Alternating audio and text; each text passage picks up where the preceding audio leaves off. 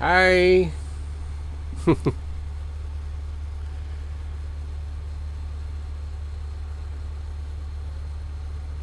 You guys are early. Okay, I'm late. I was late. I was playing a game. Sorry. So lining up with the FGO, right? Hi Jack. How you doing? We're still here. Hi, my Logify. Guitar Adventure. Oh, in LA? Yeah. Hi. Who else? Eric Q. Sweden. Wow, 6:15 p.m. Hi, Bear. 9:05 in the morning in Tucson, Arizona. One of my favorite places. Okay, Eric Q. Maybe it blows up. He take super chats. What you talking about? How hot? Okay, almost 90 degrees. Okay, sorry for the pre-show. I just hope that SK8E are not saying what I think you're saying, because that's there's no need for that, right? I haven't started yet, so don't let me go there. Orient Quest. Okay. Hi Ken, Jude. Yeah. Joseph Daniels. Hi. David K. Hey, hi David. Hi Appy. Okay, so everyone's here, I guess. Okay, so I thought I would come in here tonight. Not gonna be too long. There's nothing new to show you guys except for the same old 7-string, which I'm still learning how to play. Okay, right. I thought I would talk a little bit more about the last video that I just released, which is the how to apply tender loving care. Now hold on, I'm going to bring down the fan to a manageable level. Okay. I have one noisy air conditioner. It's so noisy. Okay, Philippines.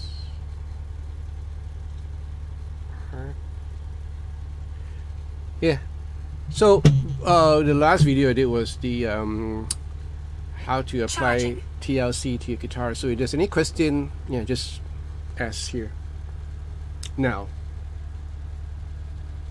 Alright. Hi Armin, you're from Iran. Nice. Charging. Tim Robinson postponed the part for a bit.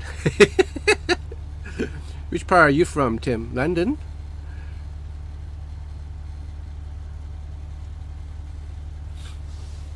The other thing I want to talk about is this, basically. So this happens to be a compartment where I kept my DAT, digital audio tape. I think that's what it's supposed to be. So I threw it out because it wasn't working, and so it was redundant, and I thought I needed space for my pedals, for more or less the collection of pedals that I have, which I have a couple because kind companies of Nuex and Joyo have sent me. There are a couple of pedals here from Davis. Miss Jeanette is so nice, passed me a couple of pedals. Well, yeah. And then and some pedals that I kept through the years. So this is one of them. You can see this. This is the Mesa Boogie V Twin, which I procured many years ago, more than a decade ago, maybe 15-16 years ago. And I found this. Can you guys see this? Let me just bring up a close-up, provided my wire is long enough. Let me see. Good Lord. Hi Keith, good morning.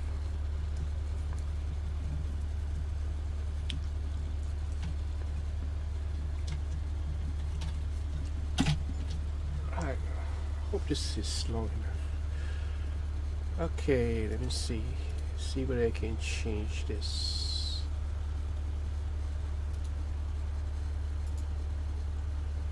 Properties. cap, webcam. All right. Here's what I do. Where's it upside down? Oh, okay. All right. So it's as far as it goes. Really? What a bummer. I thought I could go longer than this. Anyway, can you guys see this? Need a bit of light. Yeah. Too much light. And how do I do this? Okay. This? Yes? Okay, I try not to make you guys giddy if I can. Alright, so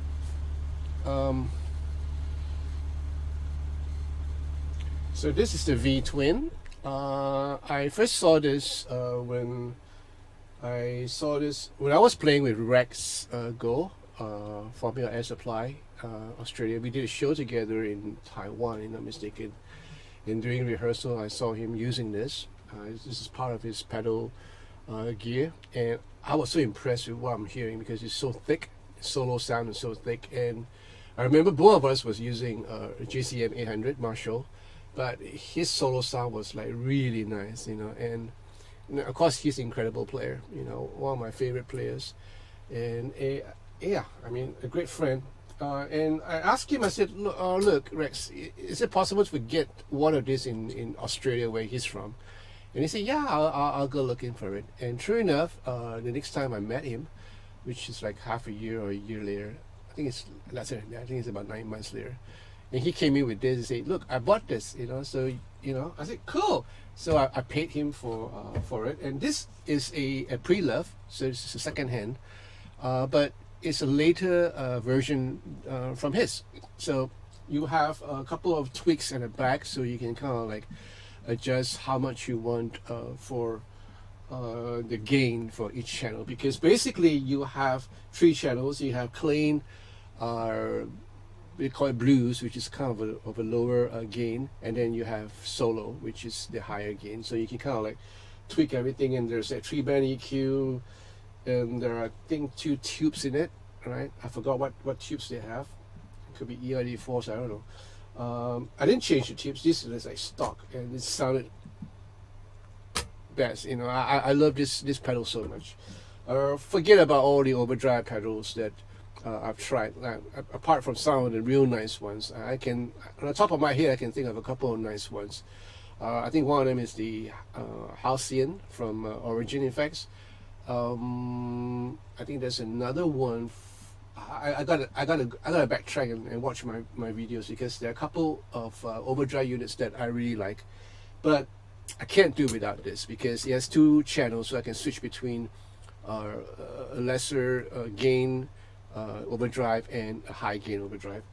And of course, I have the Origin 80 Cali 76 stack, which is the first. Of course, the first one will be the tuner. This is the tuner, and then you have the compressor.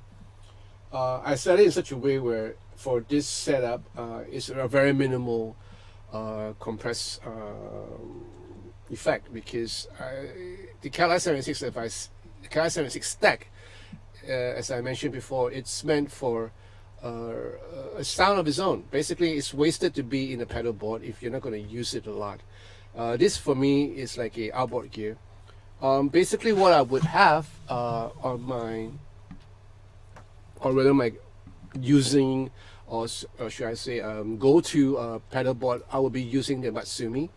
Now this is a compressor with a booster, and this will probably take the place of the Cali 76 if I'm going out for a gig with a pedal board. Then again, it depends on the gig that I'm playing, right? And then I have the RC booster. So this is courtesy from Miss Jeanette, but this is one of my favorite booster. I now understand why people have it on all the time, right? Because it just brings out certain characteristics to your pickups. And then I have a Atlantic right at the back here. I wonder if you can see that. That's for New X2. That is a delay and a reverb in one pedal, so saves a lot of real estate and nice sounding. And then kind of the delays are kind of like analog sounding. And I have a MXR.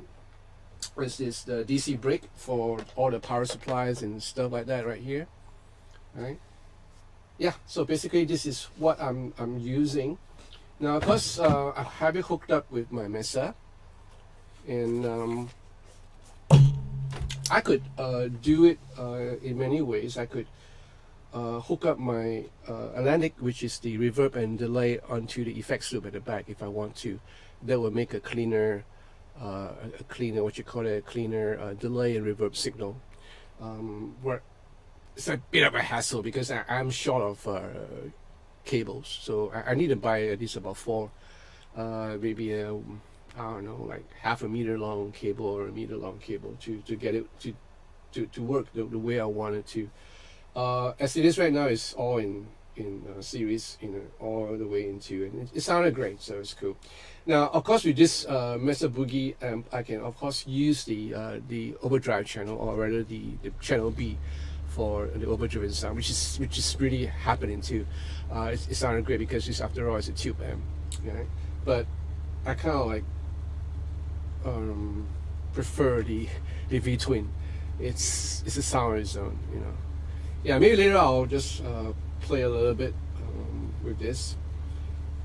Yeah, so it took me a while to get all this set up because I haven't been playing with a pedal board for like decades, right? Since since 1990, yeah, since 1990, 91. And after that, I was into multi-effects board and stuff like that. So yeah, pedal board is like a rare thing for me right now these days. So I'm glad I have my pedal board ready. I have a couple of pedal boards at the back here, which you can see. That, I mean, you can see anyway. It's in the back. And hold on, let me just change the. No, this is really not good for you guys because it's like all over the place. Yeah, okay. So I have 2 pedal boards which was sent to me by Nuex, and one of it is like a kind of a mini one, 2 tiers. Probably can hold like 6 pedals, depending on the pedal size. And then I have a sort of a medium one, which is kind of big, so I can hold a little bit more. But then again, it's big. I think it's in my Helix carry-on bag. Cool. So I'm just waiting for the cables and everything. So once I get it all squared away, then I would have my pedal board ready to show you guys. And hopefully I'll take it along with me when I'm jamming, not in a rehearsal, because I'm going to start rehearsing soon for a couple of shows this coming months, and that will be with the Helix. The pedal board is mostly for fun, like jamming and having some fun time with my friends. That'll be great. Yeah. Anyway, so got any questions? There are a couple of questions pertaining to this.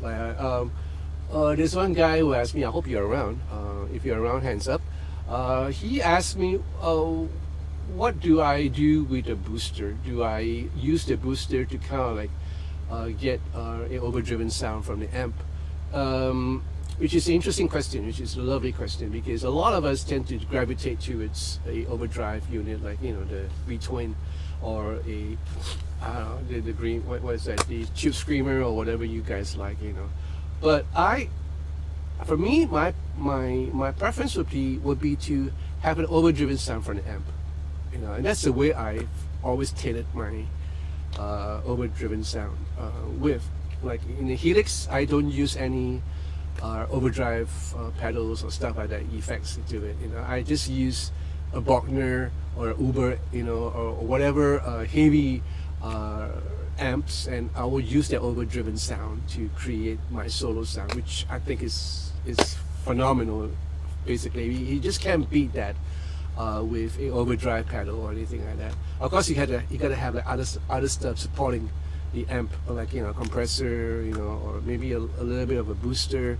But in real life, that is in the digital domain. In real life, if you have a good tube amp, whether it's this amp, this is not a tube amp, but it's a great amp, and you get really nice warm sound, and you have a channel that gives you a kind of a breakup, but not too much of a breakup. Like the clean channel for this is really nice. You can kind of like push it a little more, and then it starts to break up. And in this case, I would use the RC booster to give it a little bit more oomph, and then it would kind of like overdrive in a way. That's for this amp. If I were to use this tube amp, which is how should we call it, a warmer sound, and in this Transatlantic you have a high what's this top, yeah, it's a top boost channel where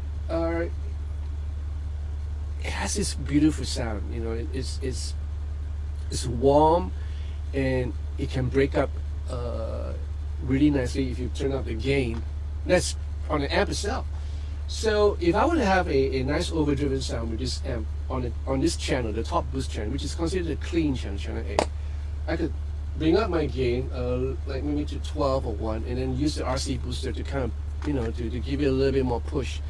And that will be the sound that I want. And that is the sound that you hear on that last video that I did, the Tender Loving, the TLC video, which I was using my Fender Japan Strat.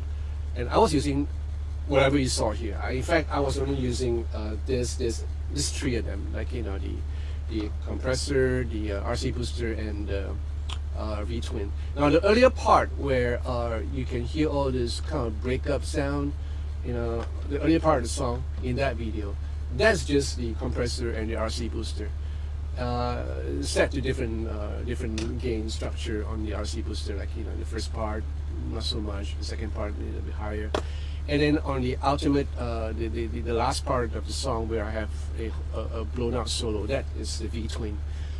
Basically the Calister and 6 stack, the RC booster, and the V Twin. Now the RC booster wasn't tweaked to give it a little bit more oomph because the V Twin can handle it. You know, it just there. The only gripe or the only drawback about the V Twin is noisy. Some of you guys might have owned this, and you know that there's a whole lot of noise, and I think that's part of the charm of the V Twin. Yeah, it's I don't know, just sound great. You know, if you saw the video, you know. I think you will agree with me that it sounds great. You know, it has that body, and if you tweak, it has a 3-band EQ, so you can kind of tweak a little bit more high. So if you wanted to pop out or cut a little bit more lows, yeah, great. Any questions? Okay, so let me just go back a little bit. Okay, so YouTube is banned in Iran. Oh no, that's bad. How do you get through here? Like, you use a VPN? I mean, oh yes, you do. Okay.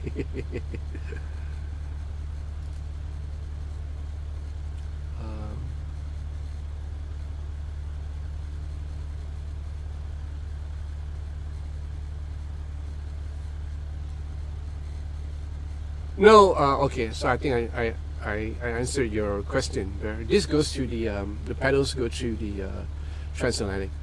All right.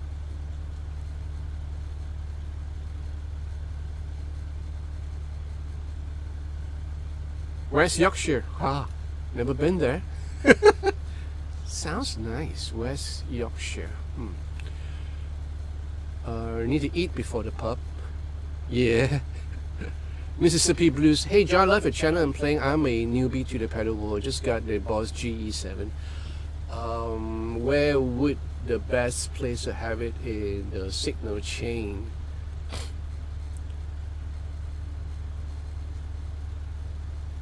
There you go. So first off, I'm not really familiar with Boss pedals. Let me just check out what in the world is a Boss G. Oh, equalizer. I have one here actually. So someone speak of the devil. Yeah. So I have one of this, and I would place it before the time-based effects. So the last one just before the time-based, like, you know, if you have a tremolo or a chorus, I will have this before. I'll probably have this after the overdrive pedals and everything. So this is like for me, this is like a, how should we call it, a Hail Mary kind of thing, because you can kind of like tailor whatever sound you want after the fact. Like, you know, for example, two scenarios. Okay, one is that I'll use this like it's always on. So this is part of my sound, which is a waste, because if you've got a good amp and a setup like this, and you can pretty much get the tone that you want. So I would use this sparingly, like, you know, say for example for effect, if I want to, or depending on the amp that I'm using. So if I'm going to another place to play or to jam, and they have a different amp, you know, maybe they have a Marshall, maybe they have a Fender Deluxe or whatever, Twin Reverb, then whatever I'm tweaking on the amplifier and my effects and whatever I'm doing, it just doesn't sound really right. Maybe there's a couple of frequency that's kind of off whack. I'll use this to kind of compensate, and then yeah, then it will always be on. You know what I mean? So I use this like how a global EQ is like on the Helix. You know, if you guys are familiar with Helix, you can do whatever you want on the Helix, but there's a global EQ.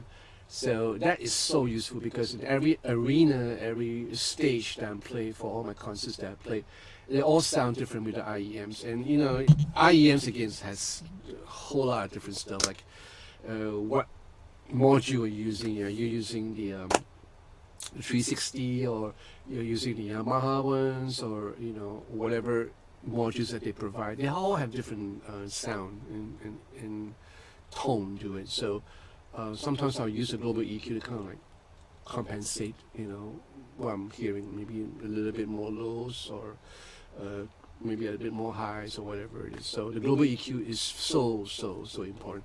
Now this it can be treated as like a global EQ if you want to in your stage setup. Like if I was playing in a pub and I'm going around like different pubs, and different pubs has different amps and different sound systems, so I would use this to kind of compensate what I want, you know, to hear. Right, a good piece of gear to have, actually, is so essential in the pedal board. Good question.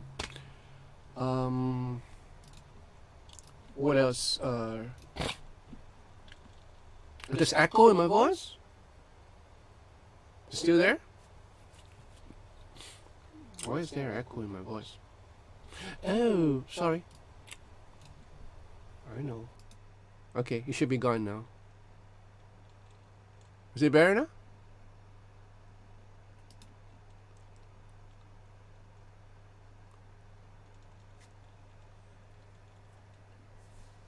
Sure, Mississippi. Glad to help.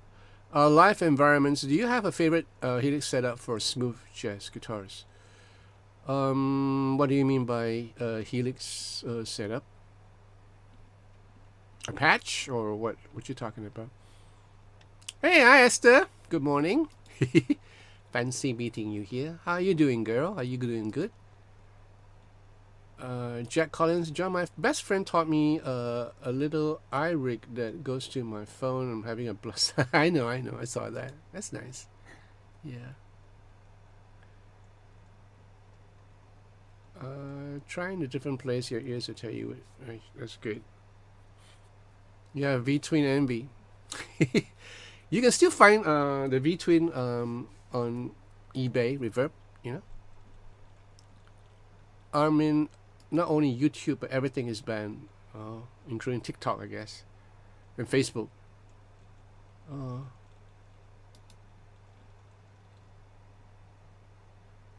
Who's your go-to M Tech in Singapore? My godson, Wayne. Yeah. Yeah, he would be the one I'll go to. But so far, I haven't owned any like serious amps. I think the only amp that I owned for the longest time was the Langley VC30, which I changed the tubes myself. I kind of retube it. Works, you know, and someone here actually has that amp. I hope it's still working. Yeah, and the amp is a great amp actually. So if anything goes a bit out of whack with, you know, with the amp here, you know, I'll probably say it to Wayne. Hello Martin, how are you from the Netherlands?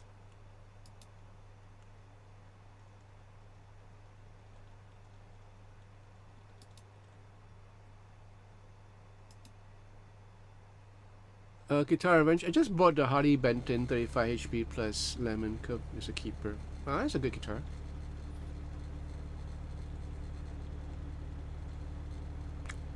Tremorberry, okay, it's patch. Oh, patch?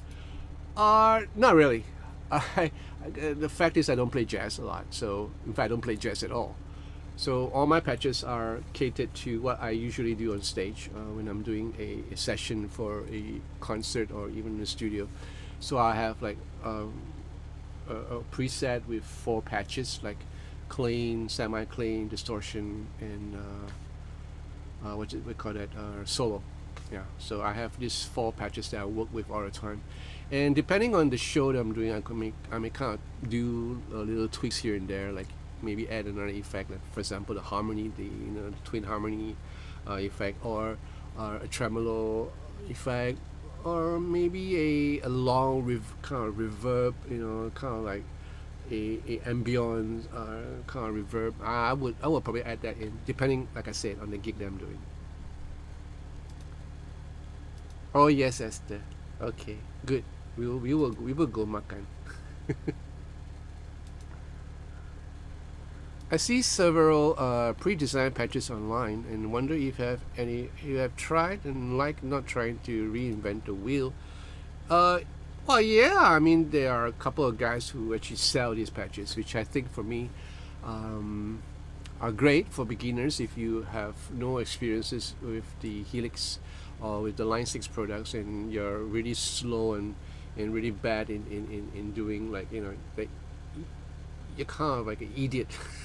pardon me, but some of us are like that. I'm an idiot in a lot of stuff, and some of us are not really good at programming stuff and doing all those fine tunings, and we just want to play. So these patches are good for guys like that. And that's why the Helix, when it first came out, there were a bunch of them who bought it and then sold it after 2 weeks because they found that the learning curve is really steep. Not that steep. It's not as steep as, say, the Fractal or whatever you're using out there, but it's there. It's steep enough. So a lot of them gave up, and these patches come in handy because you can download them and kind of tweak it a little bit in terms of EQ and play with it. For me, I create patches from the bottom up. So I would just kind of approach it like how I would build a pedal board, and sometimes I would use the factory preset to kind of like see how they go about routing certain signals. Like on my solo patch, on every solo sound or overdriven solo sound you hear in my videos, they're all in stereo.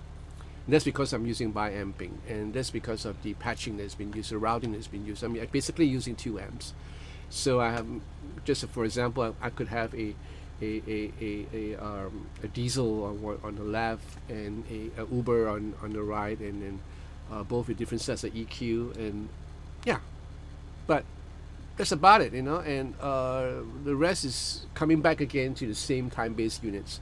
So basically what you're hearing is just stereo, and that's the way I use them live, and it might be a little bit of a headache for the sound engineer, especially when I'm playing a gig with two guitarists, like me and another guitarist, because they're gonna go like, okay, where should I pan you, left or right, and I will do the thing that is the politically correct thing to do, and I'll say, hey dude, you're doing the sound, you're an FOH engineer, you decide. I can't tell you what to do, but I'll prefer mine to be like left right, but I know that's not fair to the other guitarist because he might have a stereo patch. If he doesn't have a stereo patch, it's cool. You can just pan him like 2-3 o'clock, and mine could go like from 6 all the way to 1 or 2. Whatever. Hi, Albert. From Tanah Merah. You're back. Hi, David. David, are you the David that I know from Tucson? I hope you are. Because if you are, hey man, it's been a long time. Miss you. Tell me that you are, David.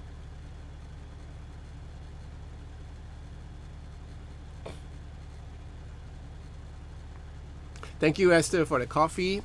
You guys want to buy me a coffee like what Esther just did? You can click on the super chat, super sticker, to buy me a cup of coffee. Hi, David. How are you? Man, it's been long. It's been almost 10 years, right, since we last met. Yeah, I saw the posting from Kathy, how they have relocated, and also Ming, right? And yeah, how have you been, David? I know. And how's Tracy? She's doing okay? Are you guys still in Tucson? Yeah, you guys are still in Tucson, of course. Right.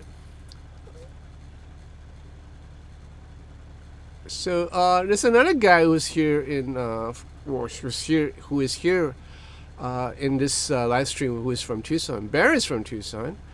So Bear, this guy David is someone that I met, that I knew for a couple of years when I went up to Tucson to teach. Great guy, yeah.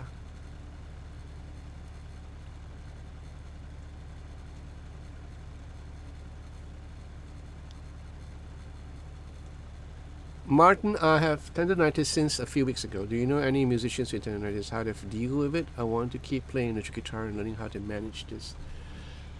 Oh man, I'm so sorry to hear that, Martin.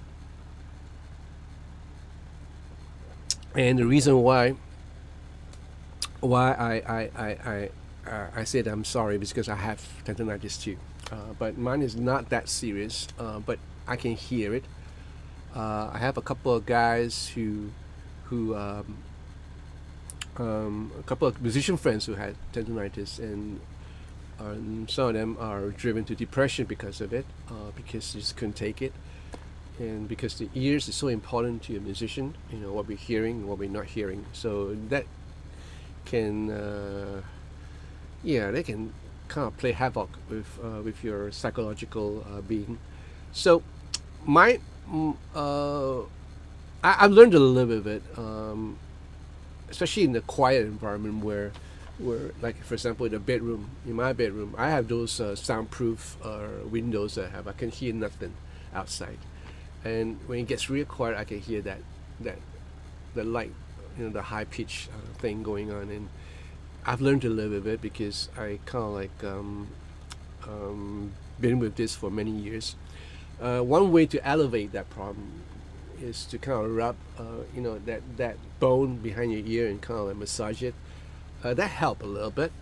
But I think the trick is to kind of like live with it, and as long as you're hearing properly, you can still hear hi-hats, headphones or IEMs and the speakers, you can still hear hi-hats and guitar parts, fine. It gets really bad. If it gets really bad, then you might have to see a doctor and see what happens. As far as I know, tendonitis, there's no cure for it. So, yeah, I had a friend who actually sleeps with white noise, not terribly loud, just enough in the background so that he can kind of like sleep. So yeah, I'm so sorry to hear that. Yeah, but again, I've always state that that God is good. So God's mercy and love, you can never underestimate. So sometimes He may just heal you. So yeah, pray. That's all I'll do. I'll pray. And remind me later on, so maybe we can just pray together. There you go. A fellow, what? Tucsonian. Guitar adventure. Do you think Filipinos are good in any live band tuning bar grill? Huh?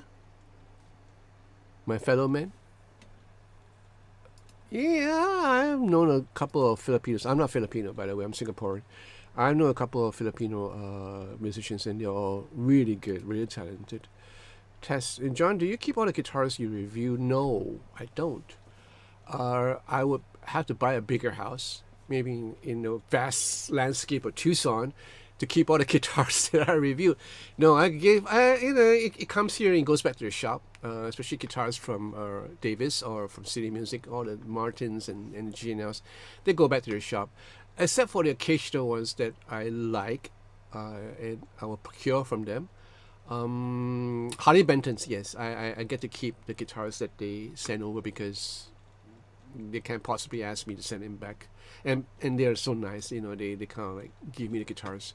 So, but that doesn't sway the fact that that I'm biased about this, because if the guitar is not really good, I would say this. You know. So when it comes to Harley Benton, I'm really careful about my selection of guitars. I'm gonna make sure that these are the guitars that are worth reviewing.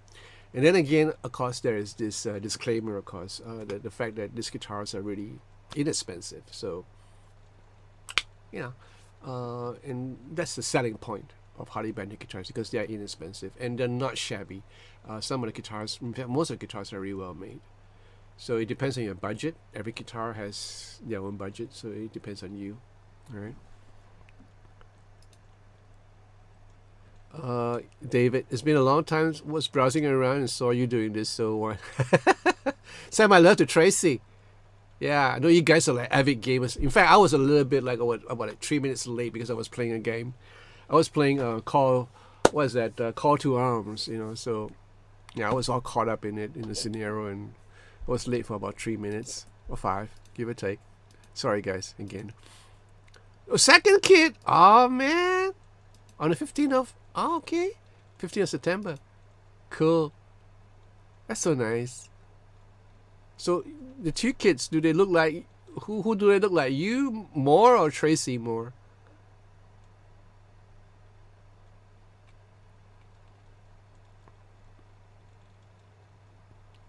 But John, how do you compare the quality of wood of a Harley Benton Fusion to a PRS SE? That's a good question. The thing about PRS SE is that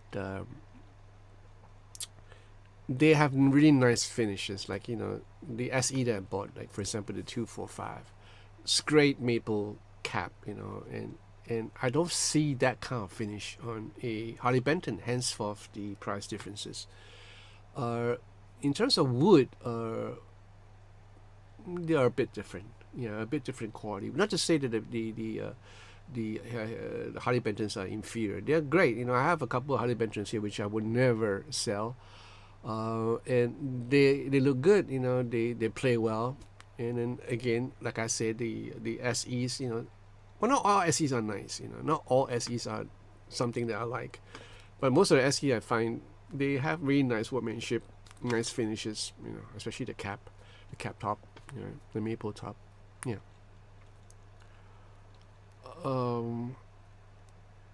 Canadian in the UK, Brian. Hi, John. We were melting here in the UK. I empathize with you. Yeah.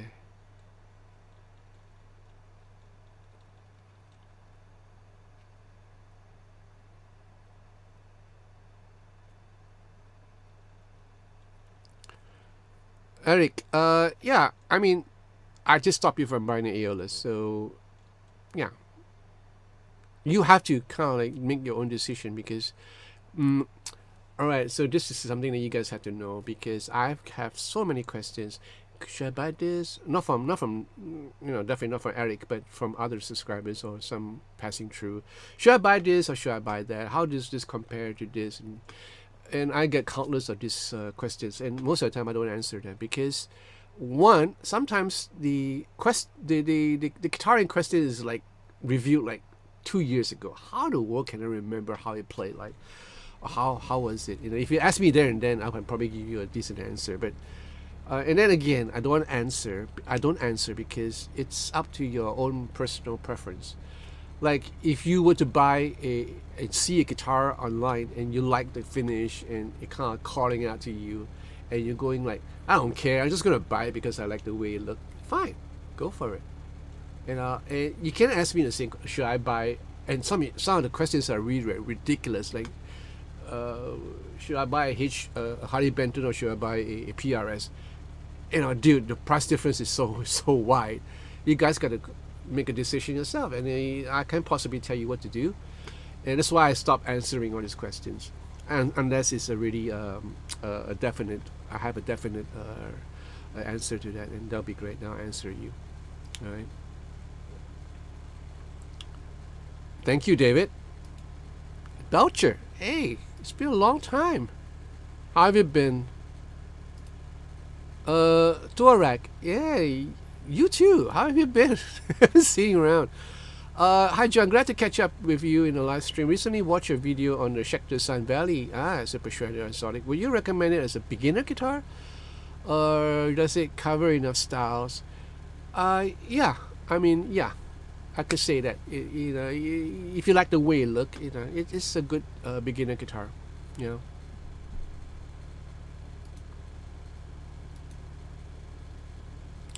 Live environments. Thank you so much for your insight. The Helix is deep. I love your PRS hollow body. It sounds very smooth. Trust me, even we PhDs can be stupid. We tend to like to work from those who know.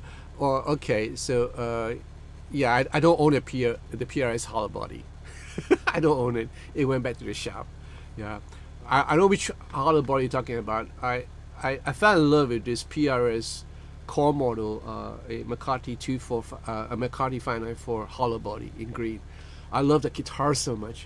In fact, I was on the verge of buying it, but somehow I didn't get to do it, and I bought a S2 McCarthy instead. Yeah, that hollow body sounded so good.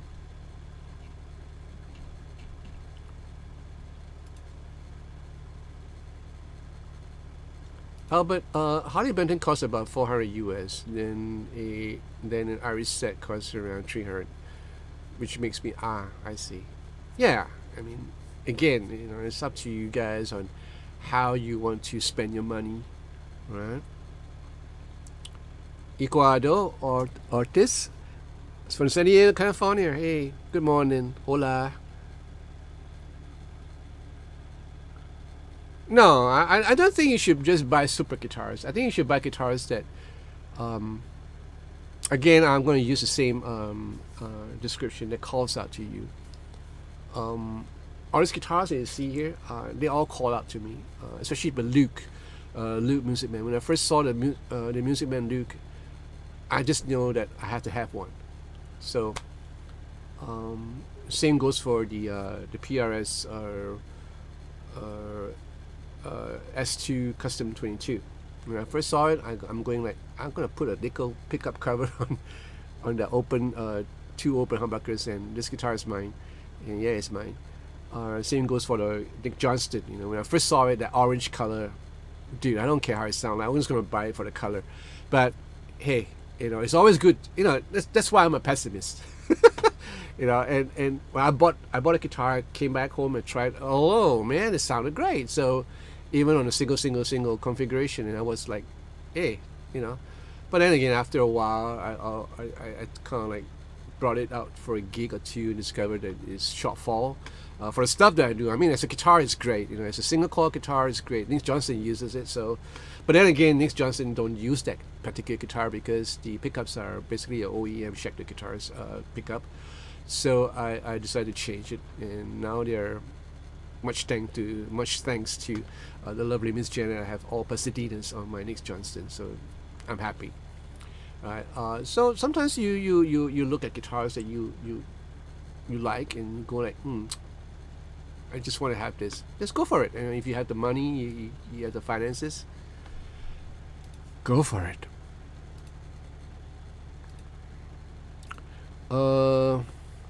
Gualami. Hi John, thanks for your review. Keep going. Thank you. Merci beaucoup.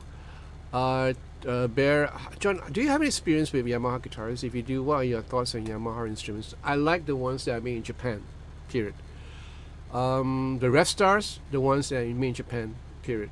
The really nice guitars. The one that are made in Indonesia, I find it just so.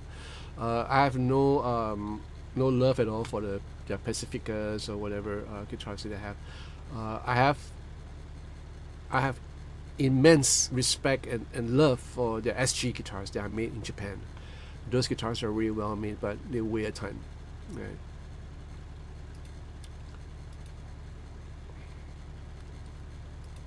Ron Siegel, ever play an Emerald? No, I've not. I play on a carbon fiber guitar. Wait, which one are you talking about? Electric or acoustic?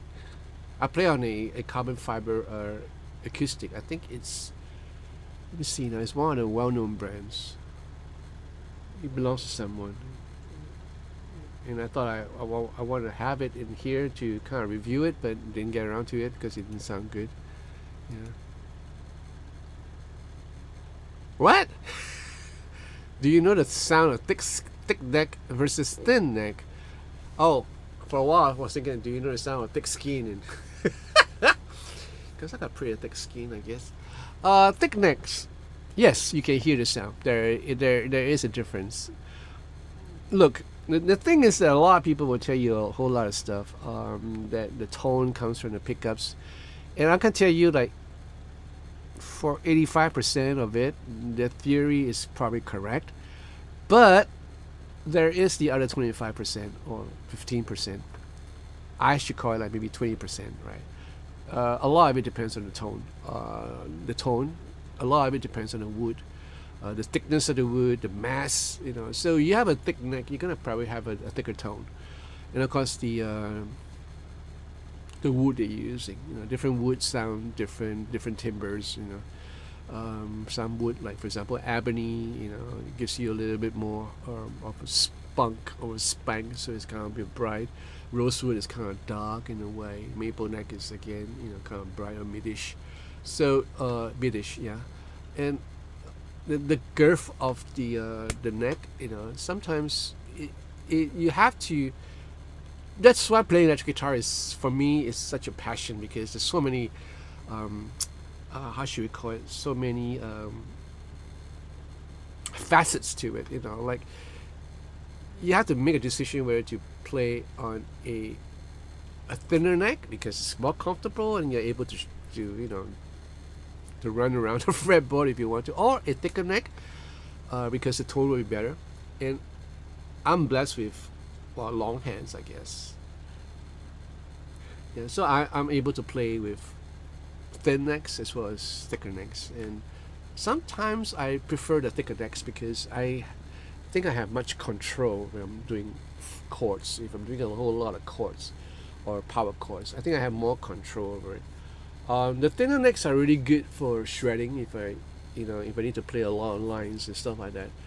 So I tend to gravitate towards the medium, kind of modern C or medium C shape, and that would do fine. And again, of course, there is the fret radius on your guitar, like 12-inch, 14 to 10 to 7.25, which is a traditional Fender. I'm fine with all those. I have no problem with that. Yeah.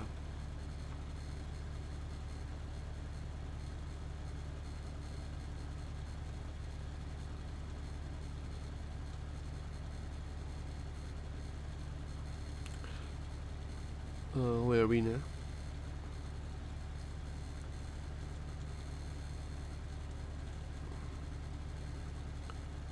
What do you think about the preamp section of the Maestro Echoplex?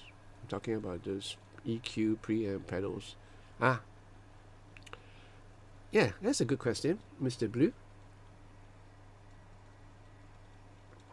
I have a pedal here. I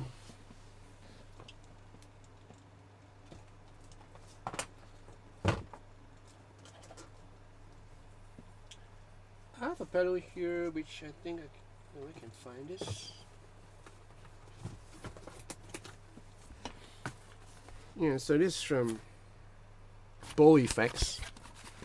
Bow Effects is from France, so they sent me these pedals, and I think you're talking about one of these pedals like this, where you have a sort of a drive channel and a preamp channel, so you can kind of like switch between whether you want a preamp to be on, and this preamp is supposed to mimic a certain amp, and then you have the overdrive section and all that. I think it's great if you're looking for versatility in your pedal board. But I think this is more like something that you would put it as an afterthought, like like, okay, this is a new pedal, I just want to try it. And if you look at the sound, if you really love the sound, then you probably keep it. It's a keeper. But again, I'm wondering, how would I use this with a real good amp?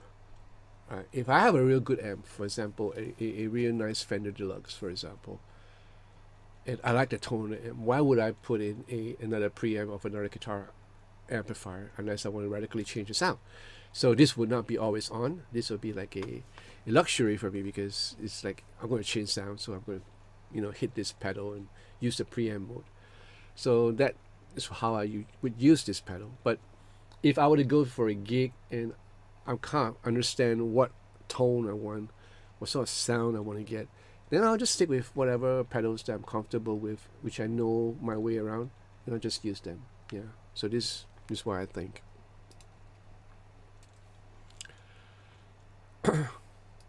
Thank you, Gualami. Okay, thank you so much.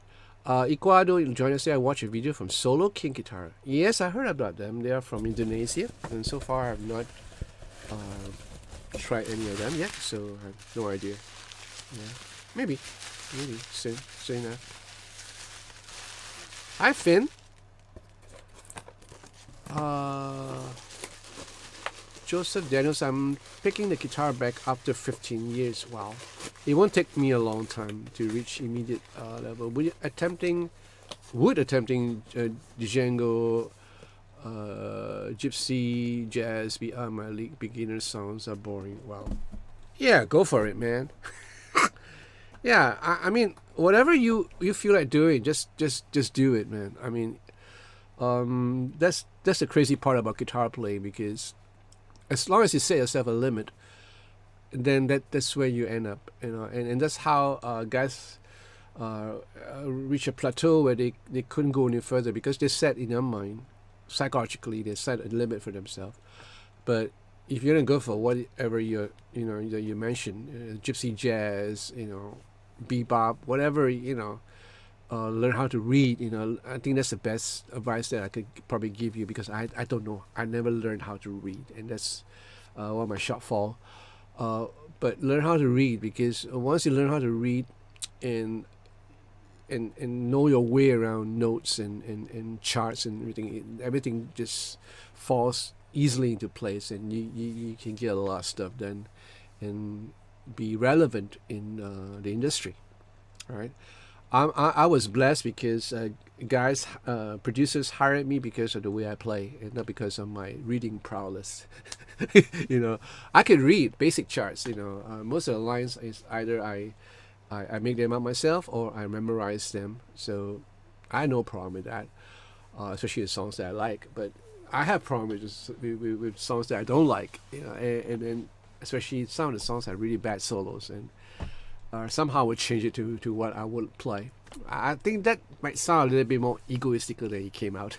But sometimes if the producer says, okay, just play, I'll do it. I'll just stick to the original. Yeah. But most of the time, the producers are really they kind of know what I can bring to the table. So most of the time, they'll just give me the leeway and just do it. So learn how to read, and that's the most important thing.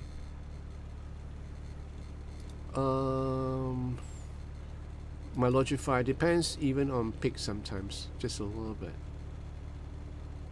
Oh yeah.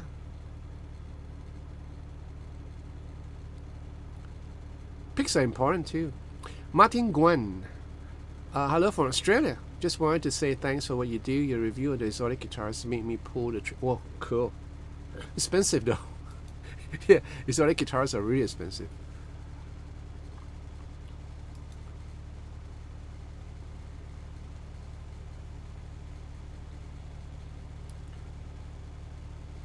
Mr. Blue, what about the tumor at your forehead? Please have it checked. No, this is not a tumor. This is like, what you call that? This lymphoma or something? Is this what it's called? Just a lump of fatty tissues. I was about to go for an operation many years ago, like 10 over years. I changed my mind because I thought, I'm not a Casanova and a playboy, and it's probably nothing. So, and it's nothing. So it's okay. Who knows? Maybe if I'm vain enough, I'll probably do it. But thank you. It's not a tumor again. Hey John, do you get a chance? Check out a YouTube channel, Dead Wax, to analyze professional musicians and famous songs. Cool. Okay. What's up? Was lost in surfing surfing rabbit hole for a minute. Lipoma, yeah, I think that's what it's called, Lipoma. So in any case, just a shout out to one of my favorite guitarists, which is who goes by the name of Jay Graydon. So in case you don't know who Jay Graydon is, Jay Graydon is a top sessionist in LA for the longest time. He is the one who produced Al Jarreau, Dionne Warwick, a whole bunch of guys, play countless guitar sessions for so many people. If you guys ever heard iconic songs like Mesa Transfer, Twilight Tone, right? Check out the guitar solo, the 3-part harmonies. He is like a really good friend of Steve Lukather. Works all the time with David Foster, and he actually had a band together called Airplay. So Jay Graydon is hitting like 73 years old, and he came out with an album called Jar, Jar, with another songwriter and keyboard player, Randy Goodrum. And well, I just found out that he's going to start a YouTube channel, and I'm so like excited for him because he got so much things to share. Now Jay Graydon is just not only a guitar extraordinaire. He's an engineer, he's a producer, and he sings, he writes. And in that YouTube channel, which is going to be released in a couple of months, he's going to like talk and teach about engineering, about guitar playing, about songwriting, about being a producer. So I think that is something that I think is really exciting for a lot of us who are his fans. And he got so much thing to share, and he's a funny guy, and he's so humble. Just the other day, I messaged him on Messenger, and I say, "Hey Jay, and I can't wait for your YouTube." And he actually answered me and said, "Yeah, man, I just want to get this YouTube started as soon as I can after the mix down of the new JR album." I said, "That's cool." So yeah, I mean, I there's so many things to pick up, to pick his brain. How his thought process, and there are a couple of videos that is out there. One of it is from Producer's Room, which I think is a great channel too, because he goes around interviewing great session guitar players as well as producers, and asking them what goes on in their mind, the thought process when they're producing or playing on an album, which I think is so useful for many of us guitar players. And yeah, so check it out. All right.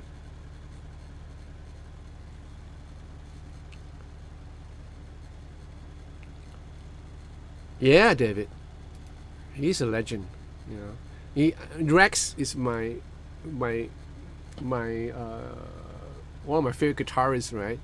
And he is also a fan of Jay Graydon. So I passed him the link of that 2 videos I was talking about by Producer's Room, and he was like so happy. I said, "Thank you, John, for sharing this with me." I said, "Yeah, no problem, man." Yeah, he played on Pack.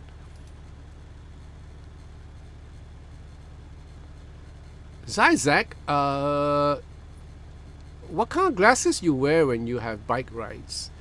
I have those cycling glasses that I want to spend like $600 or $500 to buy a pair of those expensive the Oakleys or whatever, the top brands. Now, I'm not going to spend that money on a pair of sunglasses. So I bought this from AliExpress, and they're nice. You can kind of change, because I have degree, I have prescribed lenses, so I just can't buy off the shelf. So I have to buy those that has clip-ons, where you can kind of like do your prescription glasses and then kind of like have it clipped on inside the outer layer. So at night when I ride, I have a transparent outer lens. And then right after that, I'll have my prescription lens. So that's at night. But the good thing about these glasses is that I can always change the outer lens to a tinted lens when I'm riding in the day. Right.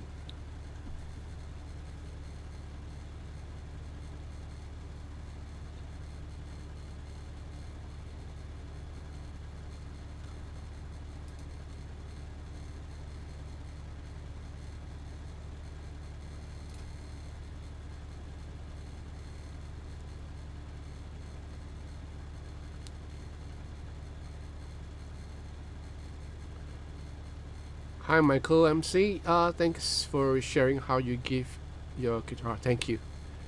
Yeah, I thought, yeah, someone was mentioning about it, so I thought, okay. And they were requesting me to uh, to do a video on it, so why not? Uh, Hussein, what's your number one guitar nowadays? Uh, no particular guitar. I got. It depends on the song that I'm working on. Like, I just did a session recently. I used a I used the Nick Johnston as well as the McCarthy 594, just for different timbres. So there's no like a favorite guitar. When I tour, yes, there is a favorite guitar. I would try to always bring my Ernie Ball, Music Man Ernie Ball, Luke. If not that, then I would probably use my Nick Johnston, for example. Yeah, and the Jack Fowler. Jack Fowler is a great guitar to be on stage with. White. Nothing beats a white guitar. Everything sounds great on a white guitar. What's for dinner tonight? Good question. I just had McDonald's, so I just had a Angus burger. So pretty full. I don't know. Maybe noodles later on. Oh, on a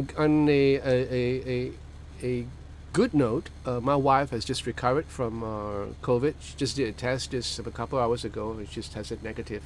So that's after a week of suffering for her because she has to isolate herself. Poor girl. Yeah. So all of us in the family, all five of us had a COVID. So no fun at all. And the other night I was riding, so Zach was asking me about the glasses. I was riding and I just found out that COVID just did a number on me.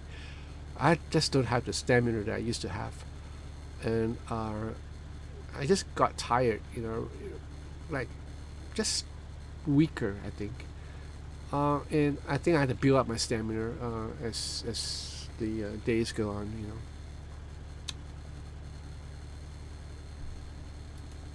Oh, you just recovered from Moderna side effect.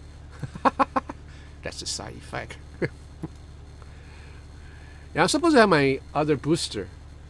I got my first booster, so I'm supposed to have my second booster. I don't think I'll be rushing it anytime. I'm supposed to go up to States come November, so I'll probably have it then, I guess. Oh, Bear? No way. How long has it been, Bear? Was it bad, Albert?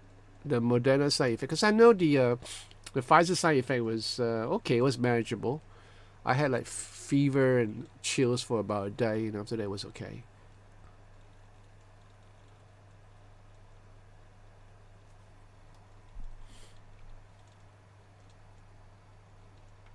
Oh yeah, it's real. And thank you, David Boucher, for your coffee. That's a dinner right there. Thank you so much. David, I've been weaker, less stamina since having COVID, and my sense of smell. Oh, really? My sense of smell has not been badly affected. I think my wife had that. Couldn't smell for a couple of days. My eldest daughter, same thing. Couldn't smell for a couple of days. But I think I'm okay in the smell and taste section.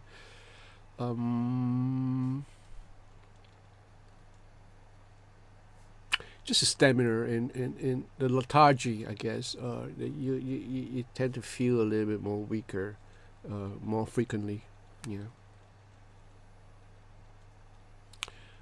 Getting a Moderna dose is like having COVID.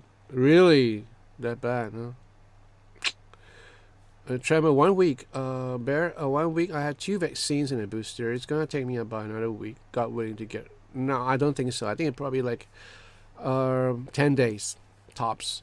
Yeah, the thing with my wife is like she took 7 days to fully be tested negative. It took me 10 days, about 10 to 11 days to be tested as negative. So it depends on each individual. Probably about 10 days. Yeah.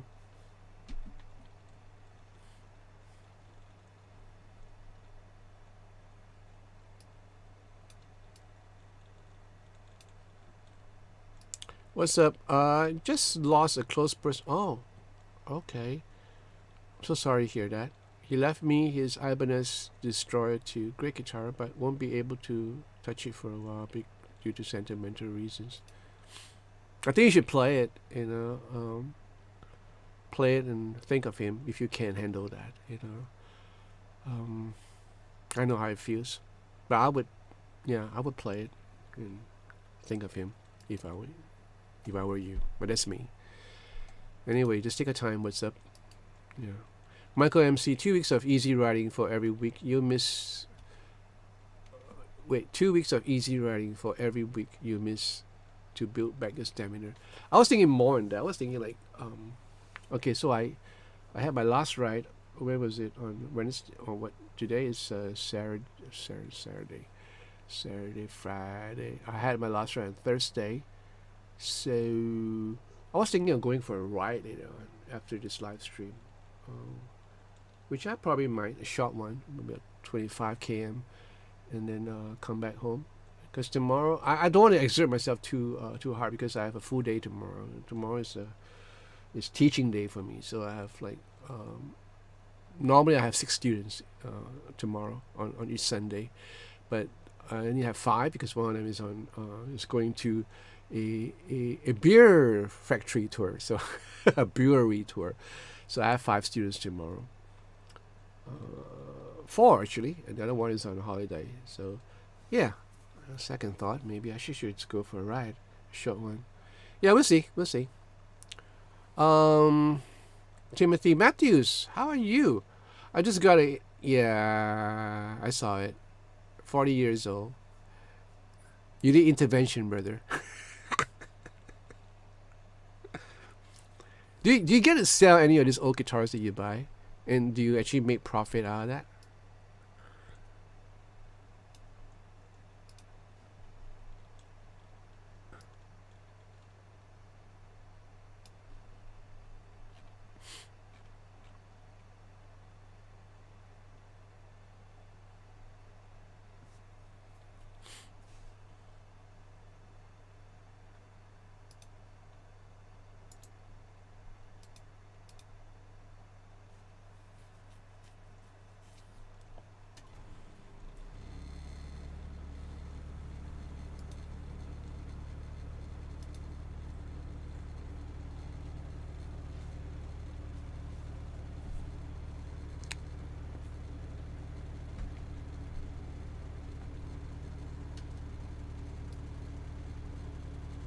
Want to hear how the V Twin sounds like?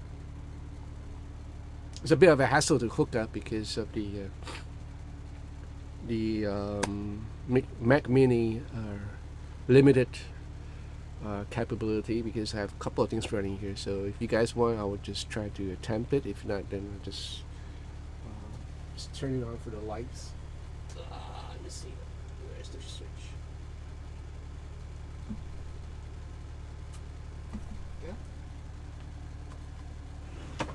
So this is how the pedals look, all lighted up.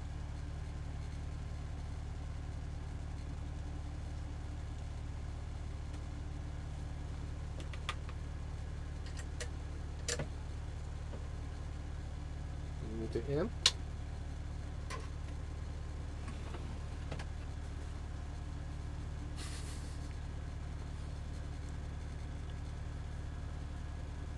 Okay, let's fire it up and see what I can do with this.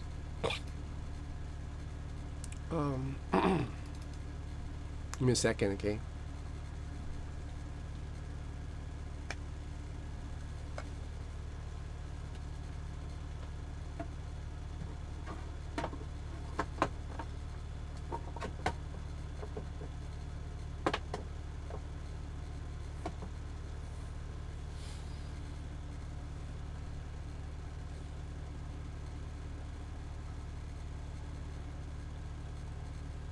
No way. Just stop buying, Matt. Sorry, Timothy, just stop buying. Okay, let me see now.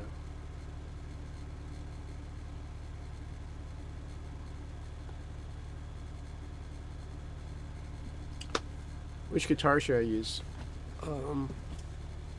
Let's use this.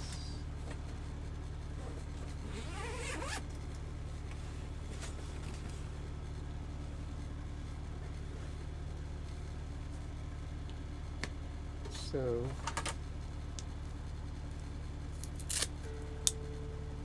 is it up yet? Okay, just give me a second. Clear images.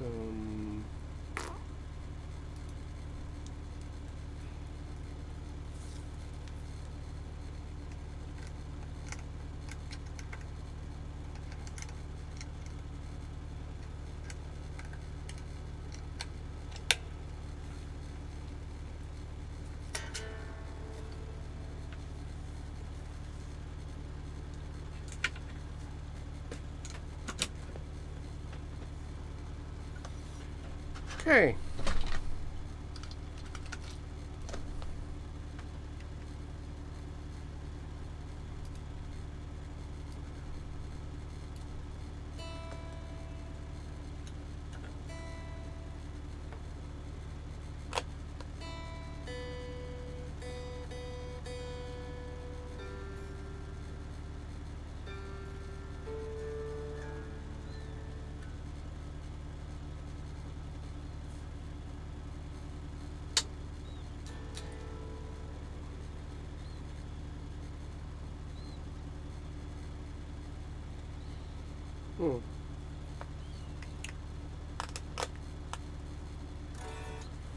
Okay, why am I not having sound?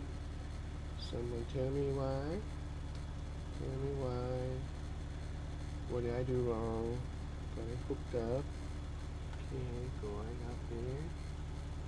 Okay.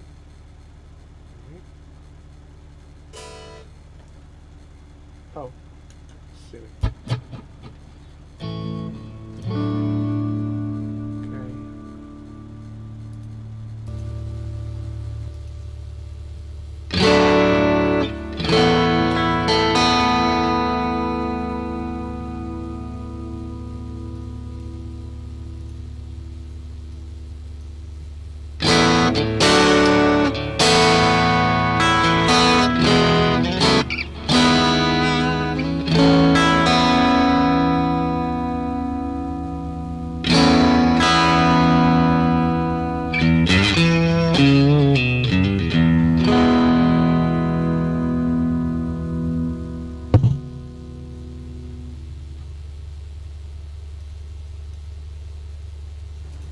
Can you guys hear it? The guitar sound?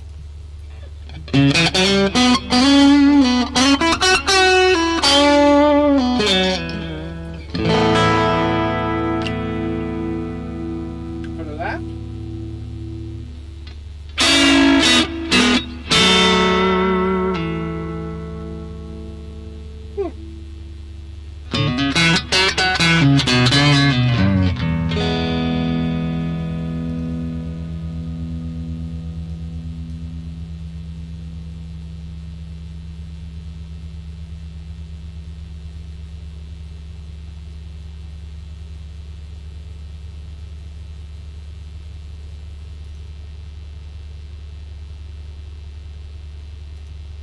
How about now?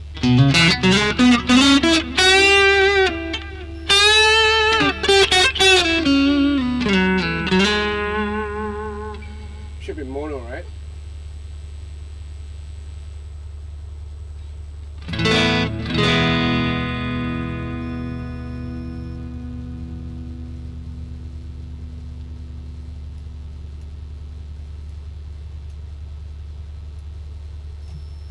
Is it better? How about now? Is it better?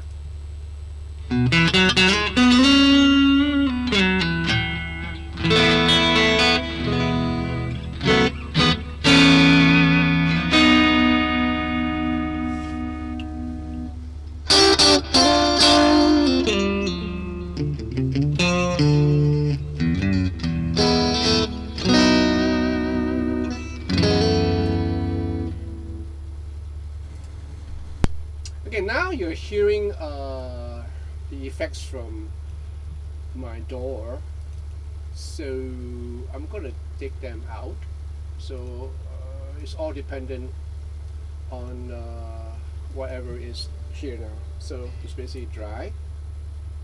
I think so. Can you hear me? No, you can't hear me? Okay, sorry. I'm just talking to myself. So what I just said was I took out all the reverb and delay from my DAW, my digital audio workstation, which you just heard. So I'm going to take them off right now. So what basically you're hearing now is just a clean signal, and it's going to be dependent on the reverb of the amp as well as the delay on that New X Atlantic pedal. All right.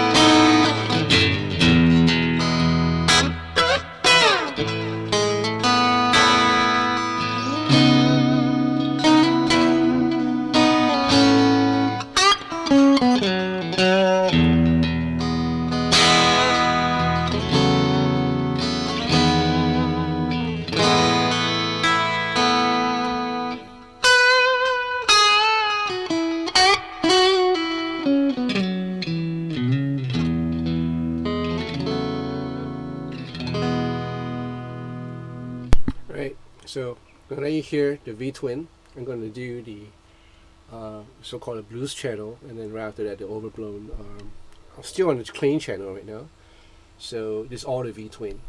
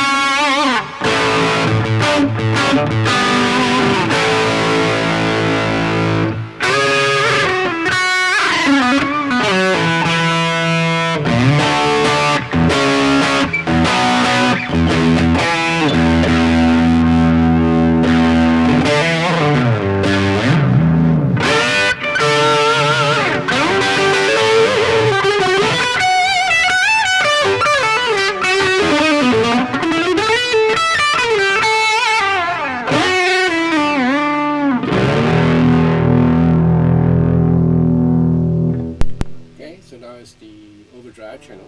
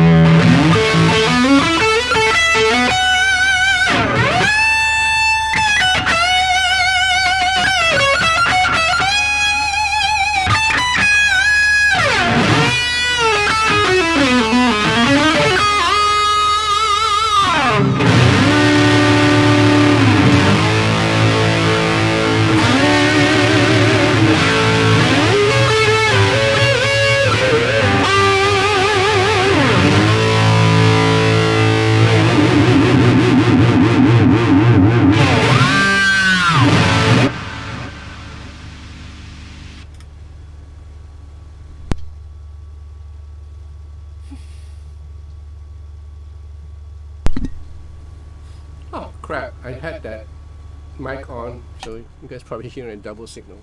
Was it okay? Yeah, so this is the V Twin. This is how the V Twin sounds like. Okay, so I'm going to bypass the V Twin and just listen to how the amp distortion sounds like.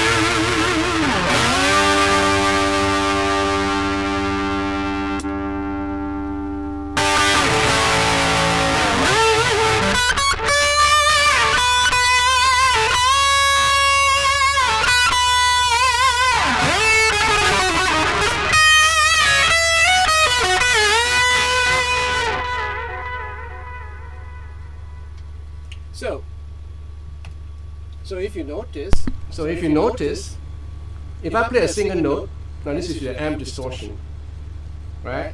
Listen to this. You know, the delay that's coming from the Atlantic, it will more or less kind of like loop into the amp, into the preamp, and then it gets distorted, and then the sound just starts to sound horrible. You know, that's because the Atlantic, like I said, wasn't connected on the effects loop. That's what happens. But if this is a clean channel, it's okay. You know, you can live with it. But on the distorted or rather overdriven channel, no go. It just sounds horrible. Now, I'm going to cut down that the delay and reverb and everything. So basically, what you're hearing is just I'll turn off the delay. Right. So this is now I'm going to turn on the door or delay and reverb from the door, my digital audio station, and this is how it sounds like.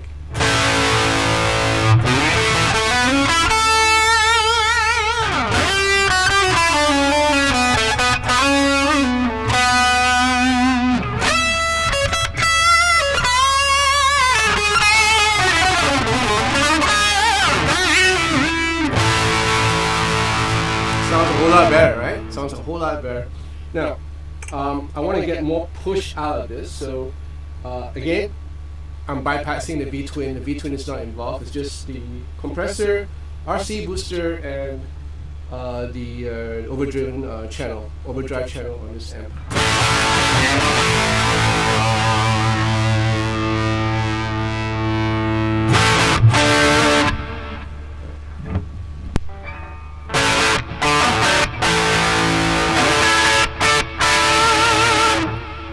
I'm going to like bring up that overdrive, the RC booster to boost a little bit more, so you can have a little, so I can have a little bit more sustain.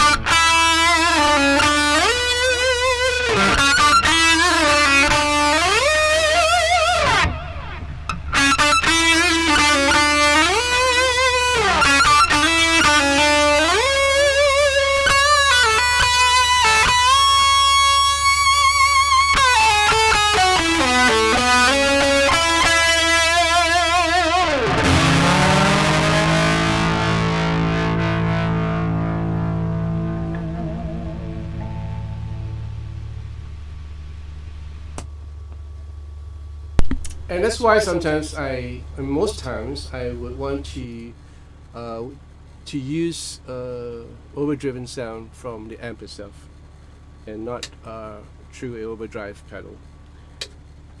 Again, it depends on the scenario that you're working on or working with.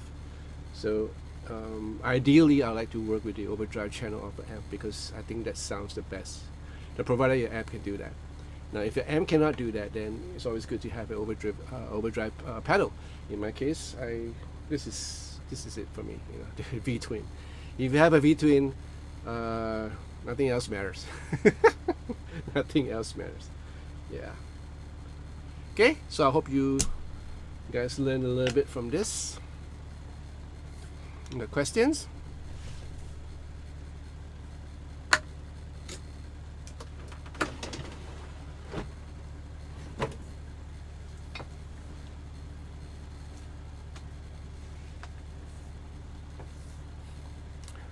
Live environment, yes, there is a, well, not really a PayPal thing. If you you might just want to join my Patreon, yeah, and yeah, be one of those who support this channel. And a couple of guys here who actually does that, yeah, so that might be one way.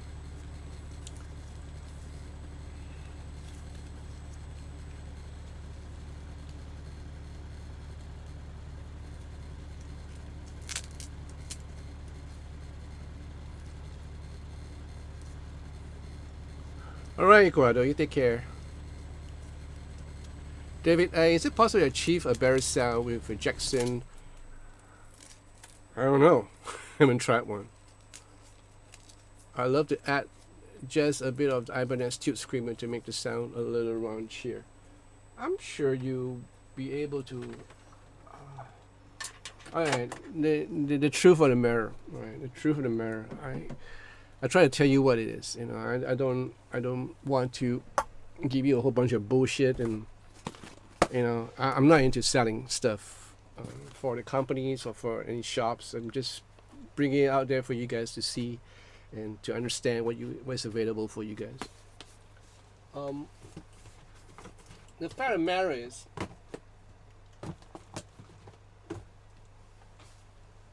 overdrive pedals. What makes a good overdrive pedal? It all depends on, again, number one, your own preference of what you think a good overdrive sound is. My overdriven sound might not be a cup of tea. Your overdriven sound might not be my cup of tea. So we all hear things very differently because some of us have high frequency loss like me. Some of us have low frequency loss like some people, or mid frequency loss. And that is so apparent, especially when you're in when I'm in the making of a pair of IEMs from Fat Freak, and we kind of discuss and talk about this and why some people have find different IEMs more comfortable than me. I found this IEM that I really like, and he was explaining to me why.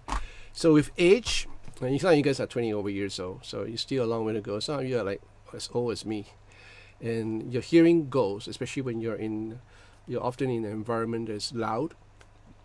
So you're going to have like hearing discrepancies, hence the individual preference.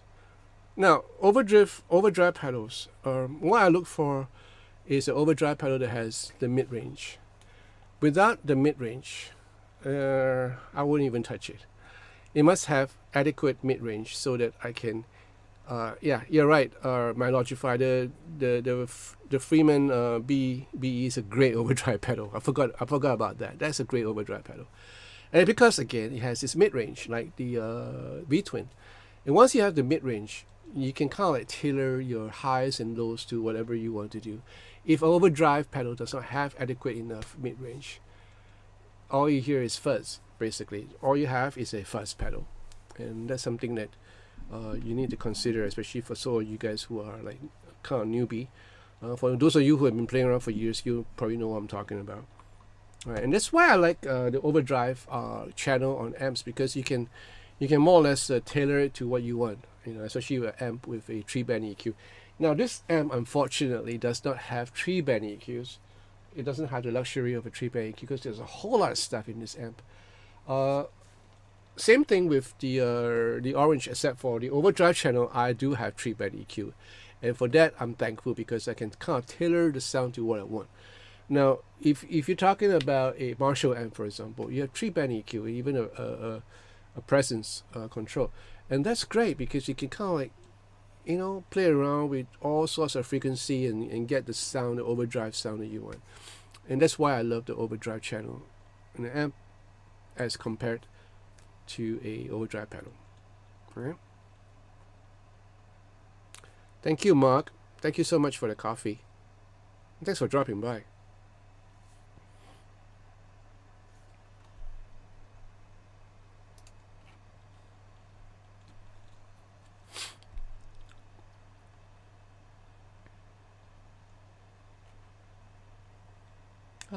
It's gonna be 2 soon, and I'm hungry, and I won't be cycling because I'm so hungry. So I'm in a dilemma, because if I eat now, when I go cycling, I'm gonna have upheaval in my tummy. If I don't eat now, I do not have the strength to cycle.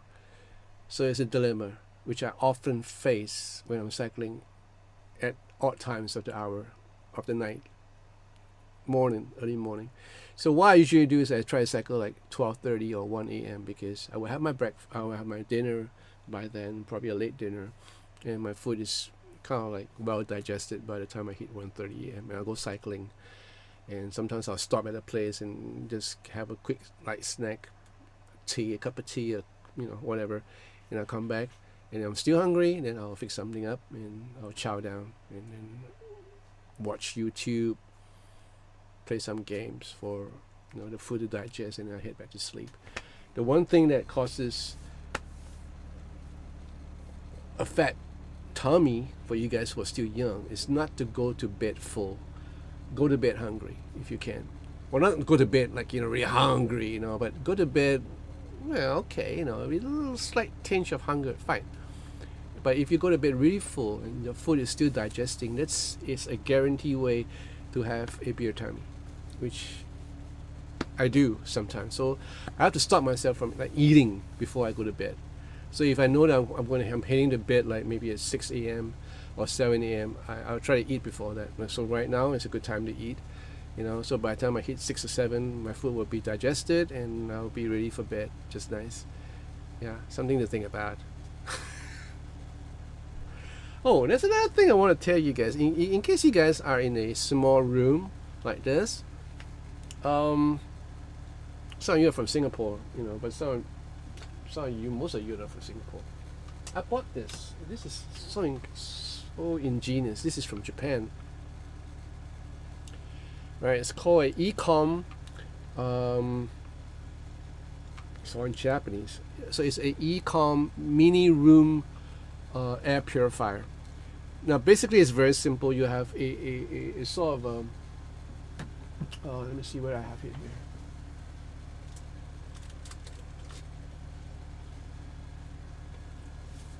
It's sort of filter, right? There's like a couple of, I don't know what you call it. It's a special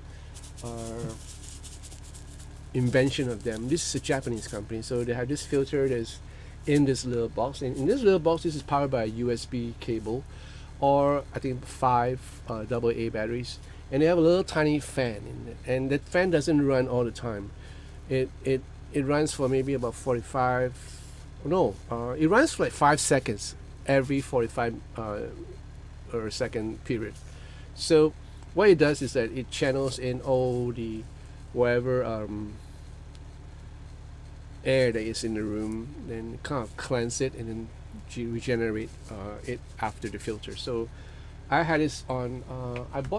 I bought this and it arrived like 2 days ago, if I'm not mistaken. And I was surprised. And I didn't think it would work. I thought I just got scammed. But apparently a lot of people has good reviews about it, so I just bought it. I need to have good air in this room because of a lot of electricity and static and dust and everything. So the air quality in this room is horrendous. And then the air conditioner is kind of old, so it's working, but yeah, I mean, it filters out only certain things. So I had this, and my good lord, I mean, it does make a difference. So the air just somehow, should we say, breathes differently. There's no odor. There was never any odor in this room, basically. But sometimes you can kind of like smell the aftermath of a noodle meal that I had or something like that. But most of it will clear away when the air conditioning is on. But this time around, the air just kind of smell different. So it worked apparently. And it's not expensive. It's not, you can buy these filters. Every filter pack will last you about 3 months. So yeah, just thought I'd let you guys know, especially you guys have like small rooms. And this is available in Shopee, that's in Singapore. I'm gonna put a link down in case you guys are interested.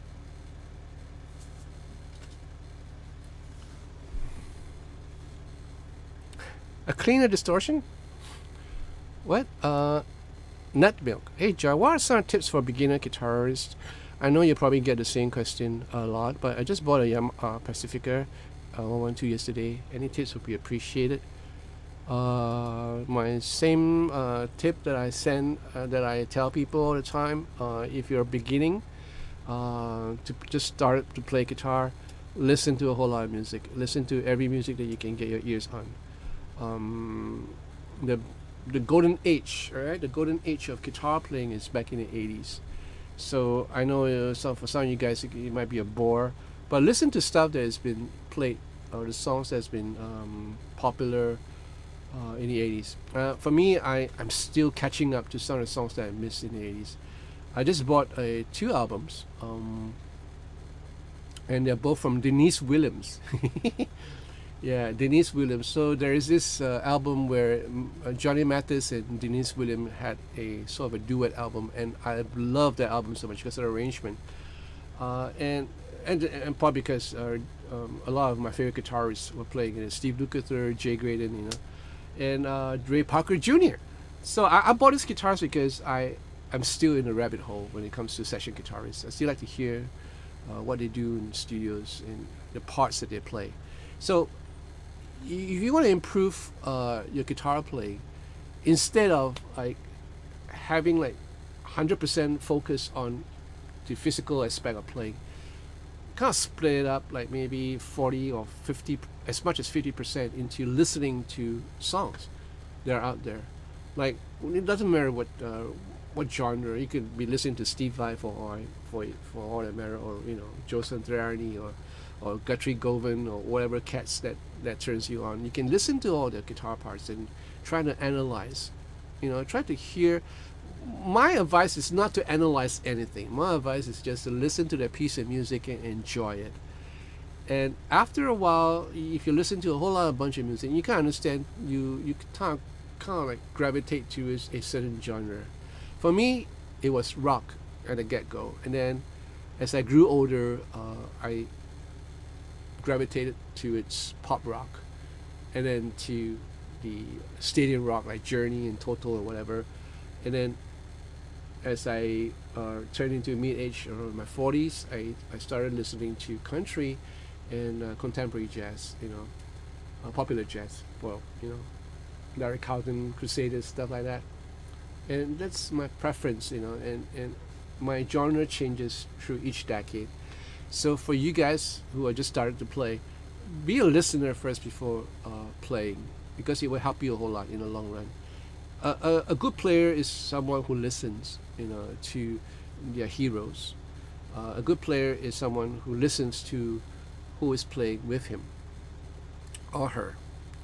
And if you are into the habit of just, playing lines and doing everything yourself, you're not going to fit in well with a band, because you're not in a habit of listening to other people. You're just in this sort of egoistical attitude of listening to just yourself, and that will never help you. That doesn't help anybody.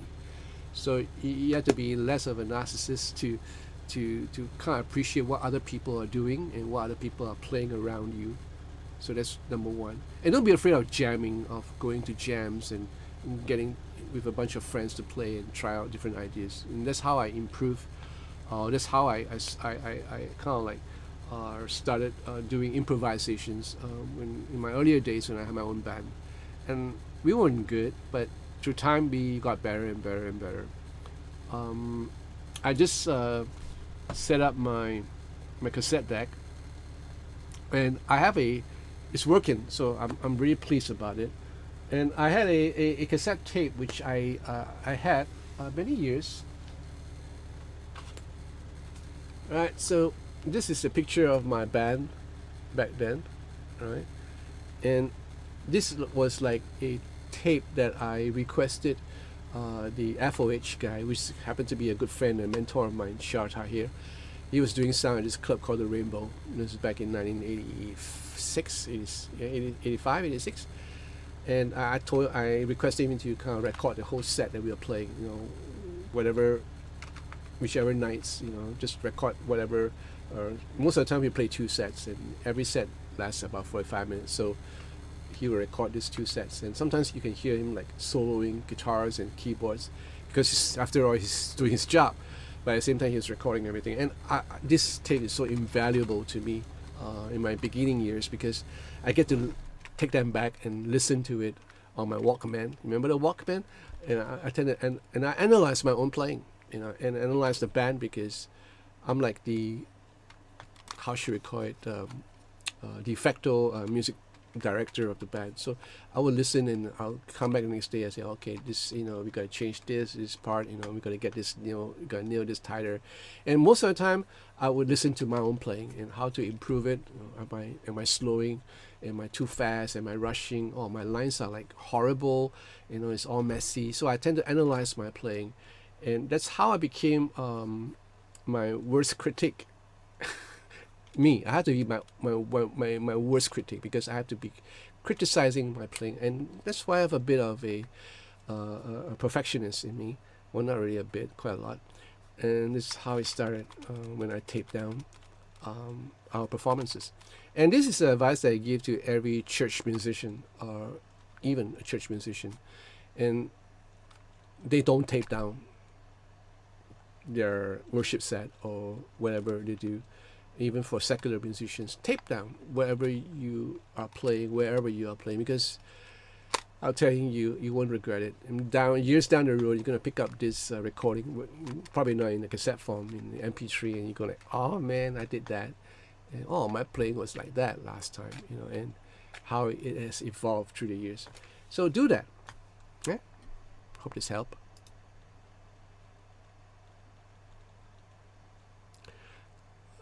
David, for a couple of years I have been struggling with dirty distortion sounds, sort of like fuzz. Jackson Asabi helped me a little get rid of that dirt, but not 100%. What's the suggestion on how to make a cleaner distortion? Okay, so you gotta understand what is distortion and what is an overdrive. Alright, so first, distortion. Distortion is when you put so much signal into a preamp, that it starts to distort. Now, for me, distortion, I don't like distortion a lot because it's hairy. It sounds hairy, and it's kind of break up. And somehow when I hear distortion, I go like, oh man, am I breaking something? So that's always been me. And I never did like to use distortion. But the industry back then, they were kind of like mixed up, kind of confused for a while, and they kind of label it all together, like distortion and overdrive. Now, an overdrive is when you overdrive a preamp with the tubes in it. So when you put a whole lot of signal into the tube, you're kind of like saturating the tube, and that's how it gets that sound, the overdriven sound. Now, there is a difference between an overdriven sound and a distorted sound. So you have to understand which one, which is which, and then decide for yourself which one are you going after. For me, it's overdrive all the time. That's why I love the Tube Screamer. I love the first Ibanez orange overdrive pedal. I love all the overdrive pedals. The OD one from Boss, to the V Twin, to the one that my nice cousin just said, my Logify, the Freeman BO OD. So all these are all really good overdrive pedals. So you have to decide, which one should you go for. What's up? Agree. Listen to all the guitar greatest and develop your own style. Yep. Bear, hi David. Hey, I use a Timmy Overdrive, way clean apparent overdrive, but I'm not a pro. John, no, you are. You've been there around, Bear. Joseph Daniels, I agree with listening because you find sounds you want to emulate, and like you said, John, you gravitate and you become saturated with the music and it becomes part of your style. For me, Van Halen and Les Paul, awesome. What's up? Great guitarists come from all genres. Currently, I'm addicted to. Oh, great. Great genre to be addicted to. What's up? Brett Paisley is an incredible guitarist, he's not just a guitarist, he's a great vocalist, he writes great song, great attitude, yeah. I'm a fan. Bear, Sandro Hayek from Brazil is a very good guitarist to listen to. Yes, I agree with that too. A lot of Brazilian guitarists are like crazy, some of the stuff they play, it just takes you to another place, another environment. And I like to listen to music that takes me to another place, And that's why sometimes I like to listen to some of the old Japanese surf guitar rock thing like Tanaka, or Cassiopeia, it just takes me to another place, to another frame of mind,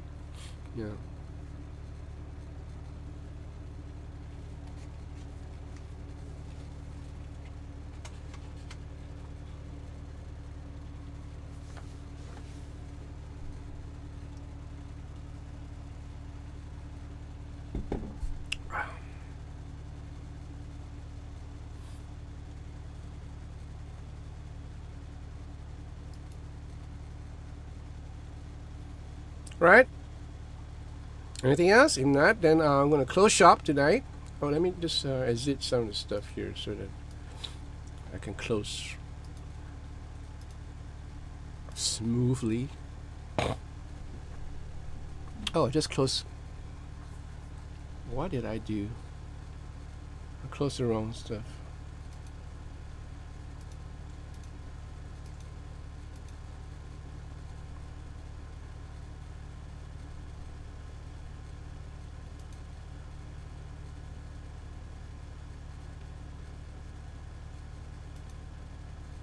Are you guys still with me?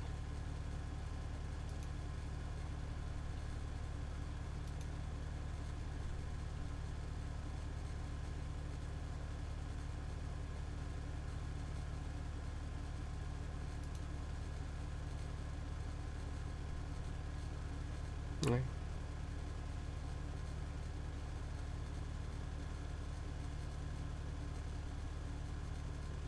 Okay, I thought I left you guys.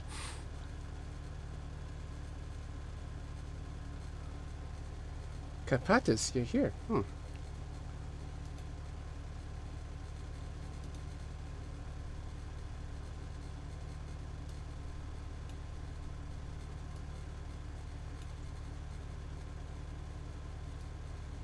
right.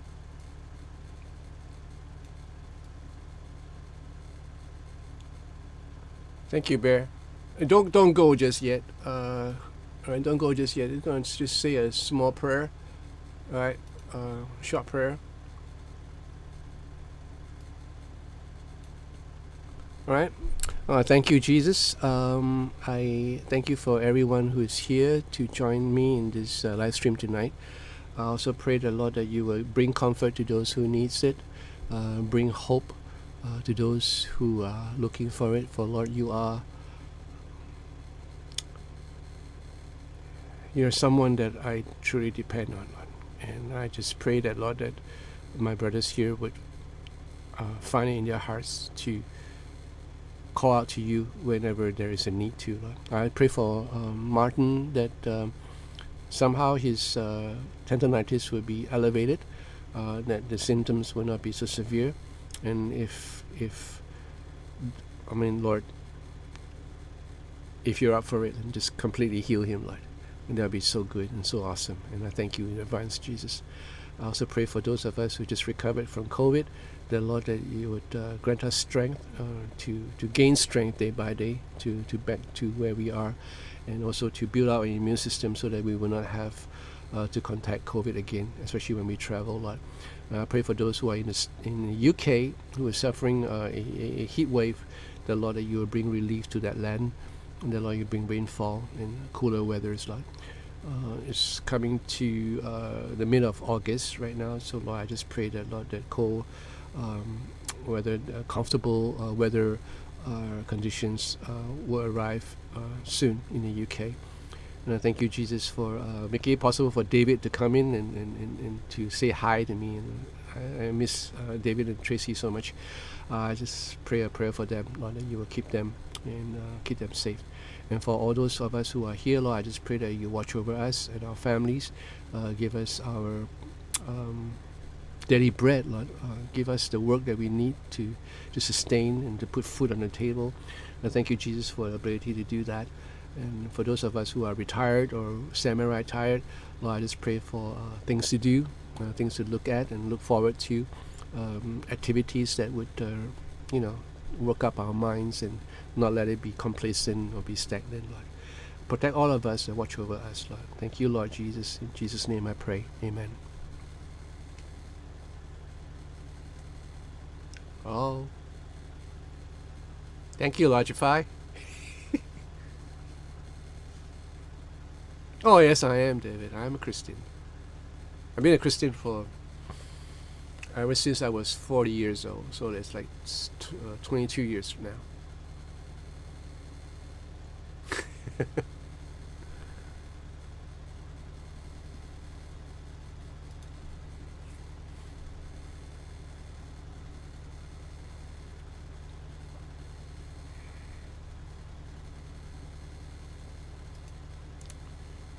So you guys take care, all right? Take care of yourself. I don't know what to add. When it comes to music, I guess one of the reasons why musicians like us tend to do what we do, because it becomes a passion.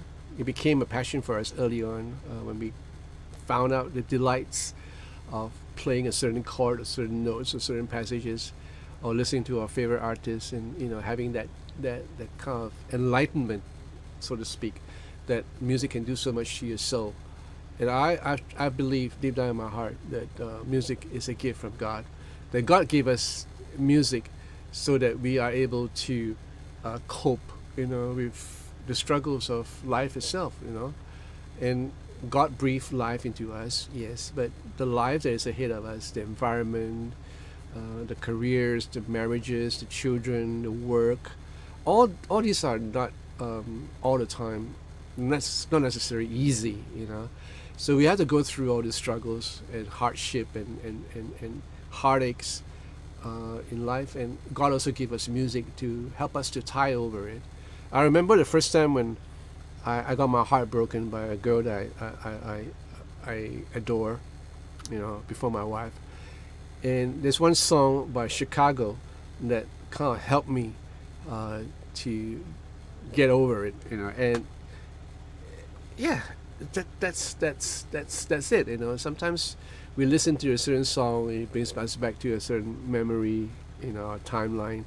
And sometimes when we're struggling through certain things, we hear a song and that helped us, they encourage us, like especially some Christian songs, the old ones I'm talking about, not the new ones by whatever they're playing right now, but the old ones like Paul Balash or Don Moen, nice written Christian songs, and that kind of inspired me many times when I was hurt, or when things didn't happen to plan, and there's a whole lot of disappointment, and how the lyrics in the song would kind of encourage me, help me to get on my feet again and go on. So music, I believe music is definitely a gift from God. But what I don't understand is how people can, how should we call it, turn it around and this stuff that is playing in the records these days and playing in the airways these days is full of profanities and full of ideas of violence, sometimes violence against women and all that. And again, the devil would take what is meant for good and turn it around for evil. So just remember what you're hearing, whatever songs you're hearing, and be aware of it. Right? So the gift of music is with every one of you guys right here, right now, all of you guys. The gift of music is with you guys, and it's there for you. It's for you to keep.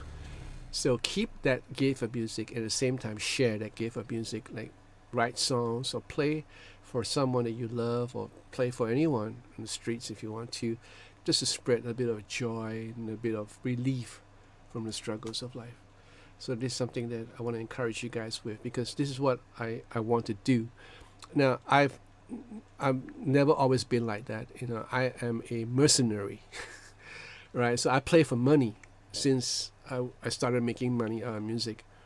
Even when I go into the studio, when I'm playing for a session, I expect to get paid, which I did. Every time people ask me to write a song, I expect to get paid, which I did.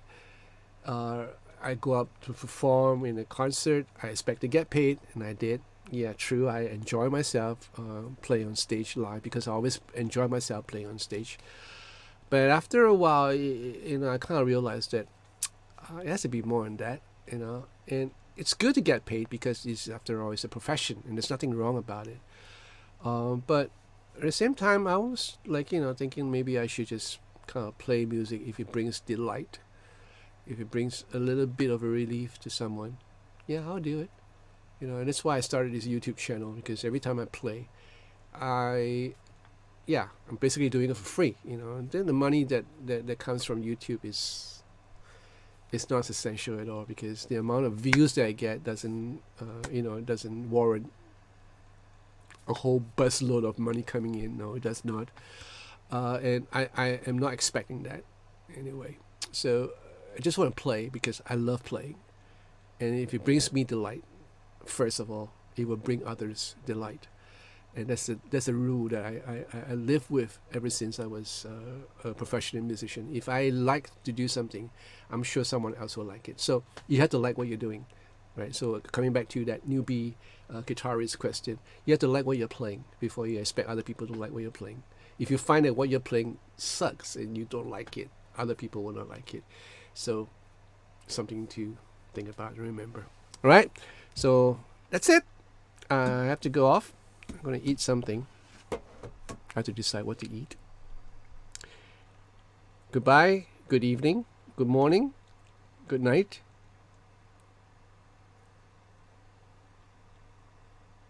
Buongiorno, buonasera. What's the other one? Buonanotte. Yeah? And I'll see you in the next live stream. Bye-bye.